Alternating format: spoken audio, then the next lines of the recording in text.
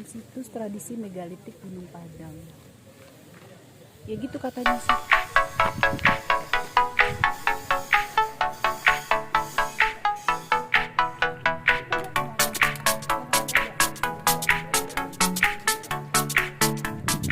Sampurasun.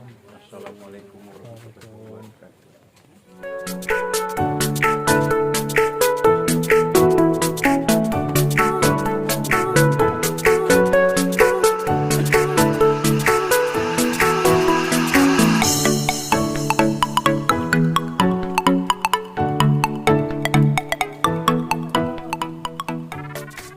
Ini ketemunya kapan ini?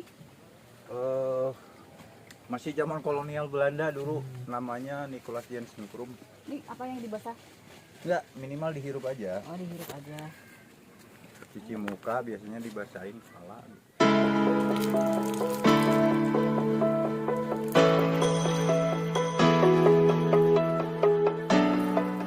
Ya, kita disarankan sama Kang Cecep nggak pakai alas kaki supaya energinya langsung lebih kuat masuknya. Cuman aku takut. Kamu aja. Iya Kak? Kalau jumlah anak tangganya 385. Ini tingginya 185 meter itu dari jalan sampai Lawang Saketeng teras 1. 100? Nah, ada kiat khusus tuh bagi pendaki-pendaki Gimana tuh? pendaki pemula. Jadi kita harus menghirup napas sampai ke perut, keluarinnya dari mulut, dihisapnya Iya. dari hidung gitu. Iya, kita juga gitu sih. Ya, Kita sebenarnya biasa ini naik-naik gunung, ziarahan. Cuman berhubung apa ya, tetap aja ngeh-ngeh ya. Allah menciptakan Gunung Padang katakanlah anugerah. Kita juga lahir ke dunia itu anugerah. Nah, tergantung kita ini bisa nggak. Allah ciptakan angin untuk kebutuhan ini lah, sepoi enak. Pintunya banyak, 5 pintu. Tiap teras kan ada pintu. 30 meter lagi kita sampai ke pelataran teras 1.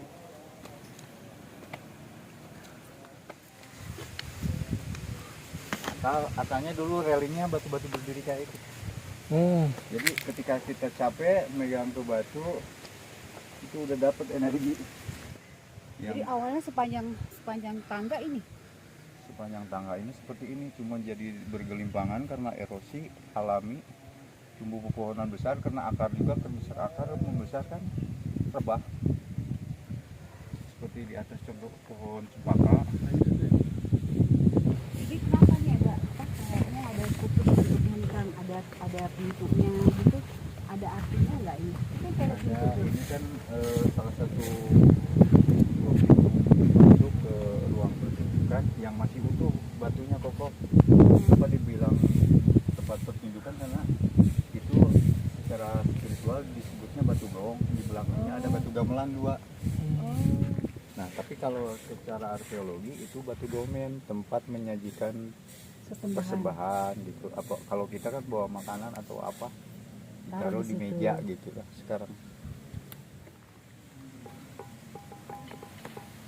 Kalau nggak salah ini ada 4 nada, notnya dahulu tuh kalau nggak salah C D G F gitu. Kalau yang sekarang do re mi fa sol la si do kan. Nah, dahulu tuh 4 jadi 6, da mi na ti la da. Saya kasih keterangan ini ada ininya nyambung. Allah. Nah, pasti tahu alhamdulillah. Ini makanya disebut batu gamelan karena ada bunyinya. Tuh, ada 4 nada ini. Tuh, beda-beda. Sebagai apa? Sebagai ini ya, perbandingan nggak semua batu bisa bunyi ini ya nih. Tuh. Ini bunyinya begini. Kalau ini ada 4 nada. Nah, Ini nggak sembarangan batu. mulanya ini kan batu gamelan disebutnya. Nah, ada sains penemuan adalah yang alami itu kan seruling, Heeh. karinding, terus celempung yang dari bambu juga dibuat. Jadi akhirnya rame. Kalau sekarang kan udah diketemukan logam, gitar, keyboard, banyak lah Kalau dulu semua dari asli, dari alam. dari alam. Ajaib ya, batunya bisa bunyi. Lebih tinggi suaranya ini, lebih tebal permukaannya. Uniknya ini bentuknya ada motifnya gitu. Ini bunyi ya, cuman aku nggak kuat karena pakai tulang kan. Tapi ini bunyi ting ting ting ting ting ting gitu.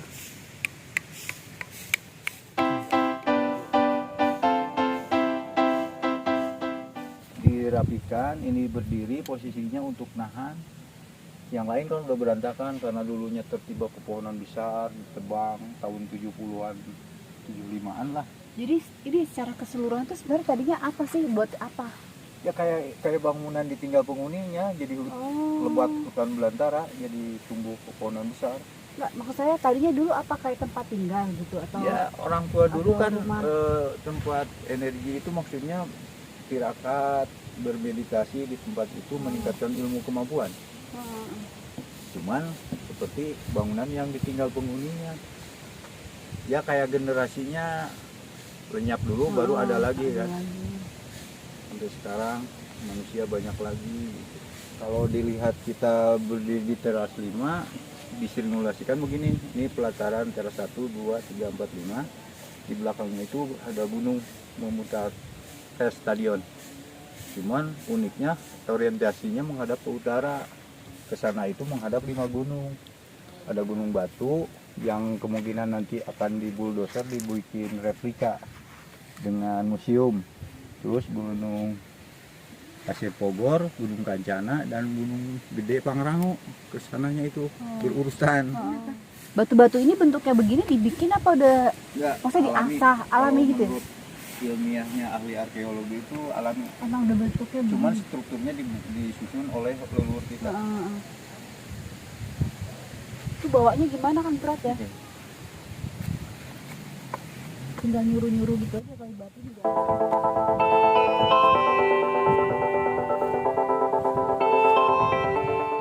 Tadinya tangga ini yang tuh, tapi udah masih berantakan. Harus salah satunya harus menempuh melewati 5 tangga dulu kan untuk ke teras 2. Nih kan 5 itu pintu. pegangannya tuh yang, Ya. ya kan? Ini pegangannya masih ada tuh.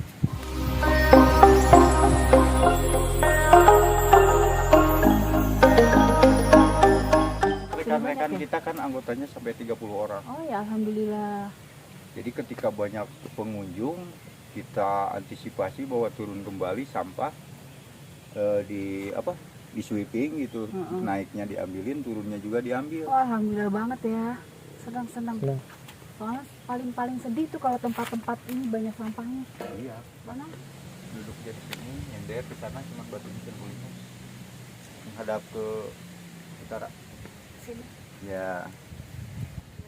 Tangannya di depan. Nah, gitu. Oh. Jadi disebutnya area ini ruang musyawarah. Ruang musyawarah. Itu batu lumbung, simbol Pulau Belas Kenang. Itu istana presiden, sebelumnya kota dunia lah. Yang diadopsi bangsa-bangsa lain. Iya, studi ke kita. judikatif sekarang mah ya. Ya, studinya. Itu ada cara Sundanya itu. Gimana ulang lagi kan?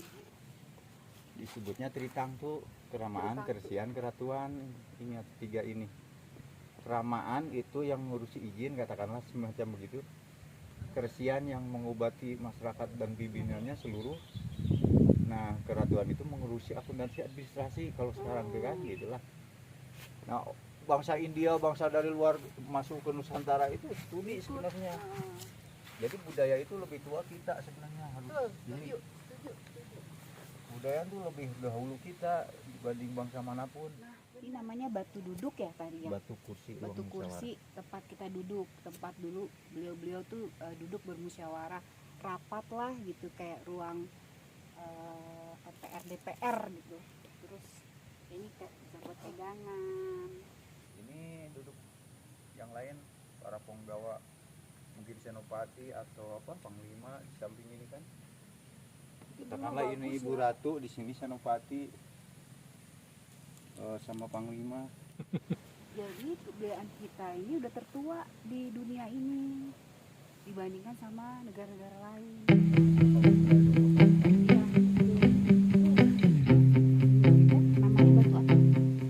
Kalau ini simbol batu lumbung, ibaratkan sekarang itu pulau kan.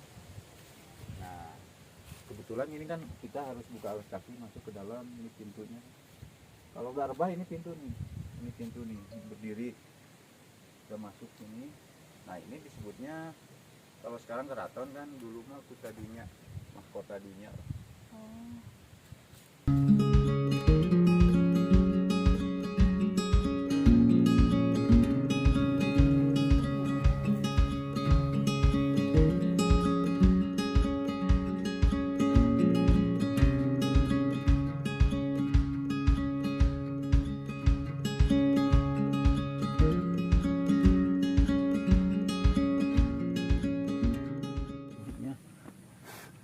Tapak kujang, Oh iya. simbol kekuatan, bukan pusaka. Pusaka disebutnya simbol kekuatan. Salah satu cirinya batu ini kan panjang-panjang nih, tapi pepohonan itu masih utuh. Jadi simbolnya simbol kekuatan. Kujang itu senjata pusaka kan. Itu dari dulu udah begitu tuh. Ya begitu sih simbolnya begini. Ini pegangannya nih. Ini ujungnya, ini pegangannya kan mirip. Dahulu itu berdiri tegak, cuman karena erosi terguling, buat. Karena cagar budaya itu nggak boleh berubah bentuk, nggak boleh digeser sebelum bentuk aslinya diketahui benar-benar gitu. Pengkajian proses lama. Itu biasanya bisa tahunya dari spiritual tuh, dari apa bentuknya. Nah, ini disebut Sanghyang Tapak. Kita jelasin detail satu persatu. Ini telapak kaki kiri. Oh. Ini lo bolongannya kan, tumit kaki kiri sini. Ujung kaki, ini ujung kaki telapak kaki kanan. Nah ini telapak tangan kanan menghadap ke matahari terbit. Sebenarnya arti Sunda sebenarnya itu di sini. Sunda itu sebetulnya bukan suku tapi agama, ajaran, kepercayaan, dahulu mah disebutnya keyakinan. Karena kan tanah Jawa Barat itu disebutnya Parahyangan. Disebut Parahyangan itu banyak. Menghiangnya kemana? Ya ke energinya yang tinggi seperti gunung ini gitu. Dahulunya udah berbentuk begini. Kalau kita hitung ini titiknya ada 9 gitu. Sama simbol di diri kita juga 9. Wali 9 gitu.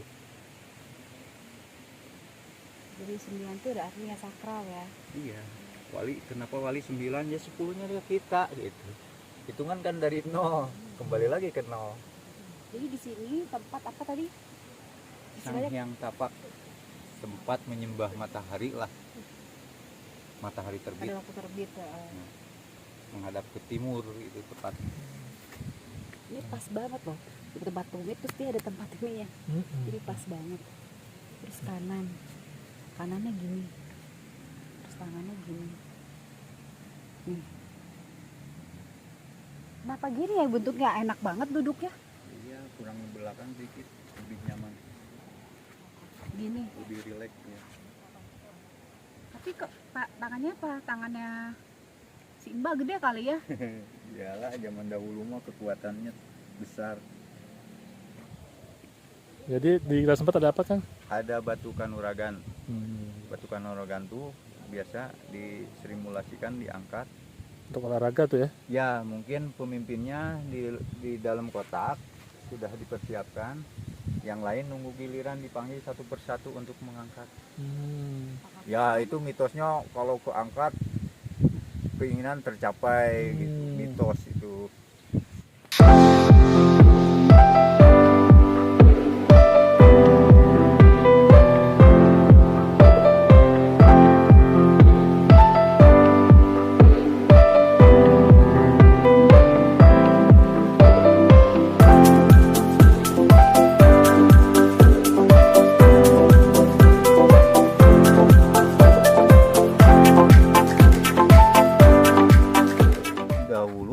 Tempat pengujian satu persatu duduk bersila di sana letter L kan.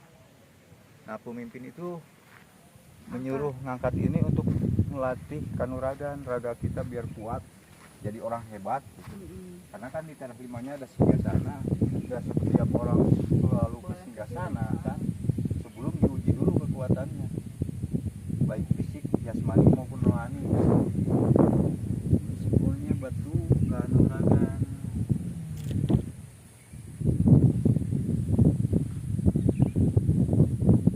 Kita ke teras 5 nih Kang ya. Ya, Ini yang paling tinggi.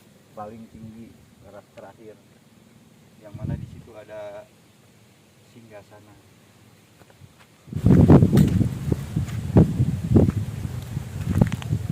Aku kira semen nih. Jadi dia. Enggak main HP. Iya. Langsung ya beradakan. Ketika usai berdoa, bermeditasi, nah kemudian terlentang.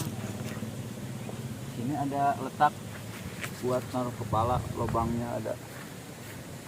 Terlentang, relaksasi.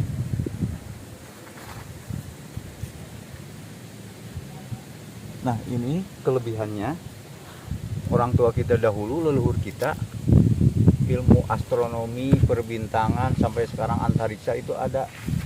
Karena jauh sebelum ada kalender kan, Lihat bintang. melalui bintang itu, bintang Waluku artinya apa, misalkan kapan terjadi bencana alam, kapan terjadi gempa bumi, atau kapan musim tanam, musim panen, itu disinilah dirumuskan orang tua kita dahulu.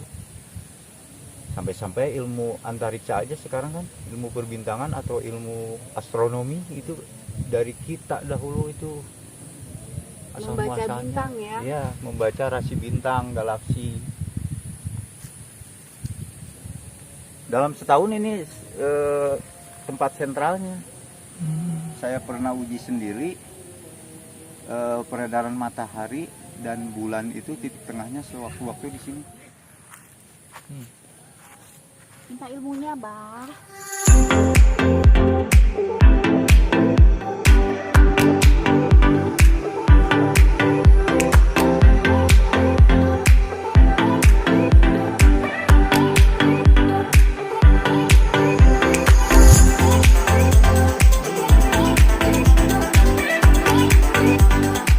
Selesai tadi dari atas lihat situs Gunung Padang, banyak banget informasi yang didapat dari Akang Cecep ya.